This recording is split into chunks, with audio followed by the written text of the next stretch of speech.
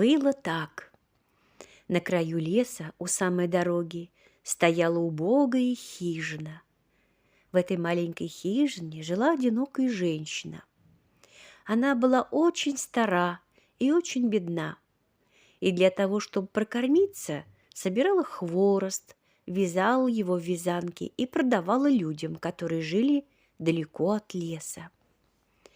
Не было у нее ни детей, ни внуков, не было никого, кто мог бы защитить старушку.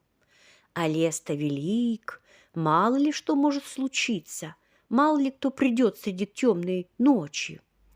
Поэтому уже с вечера пораньше запирала она крепко-накрепко и дверь, и окошки. Однажды ночью разразилась гроза.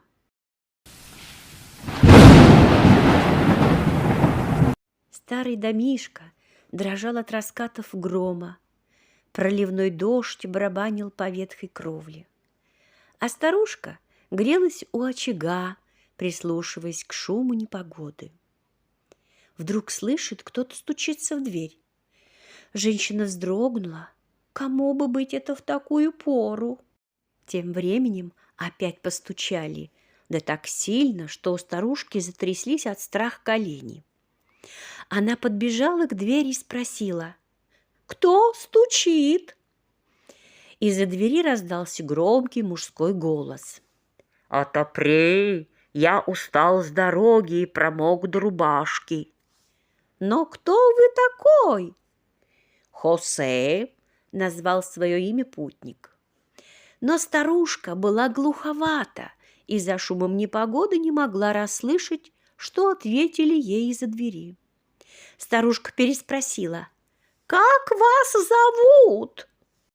Тогда путник, решив, что хотят услышать его полное имя, крикнул как можно громче: «Хосе Мария Андерс Флорес Фернандес де ла Фронтера». Конечно, и вы, друзья, удивились бы, услышав такое длинное имя. Но в Испании нередко дают человеку не одно, а 3 имени, причем даже у мужчины второе имя может быть женским. А знатные господа к 3 именам прибавляют еще 2 фамилии. Фамилию матери и фамилию отца. Путник же был знатным дворянином и к этим 2 фамилиям прибавил еще название своего родового замка. Правда, так называют себя только горожане. Старушка же, живя постоянно в лесу, уже давно таких длинных имен не слыхала. И так путник крикнул: «Хосе Мария Андерс Флорес Фернандес де ла Фронтера». Услышав сразу столько имен, старушка насмерть перепугалась. А тут еще грянул гром, и ей показалось, что целый полк ломится в двери ее убогой хижины. А она закричала в ответ: нет!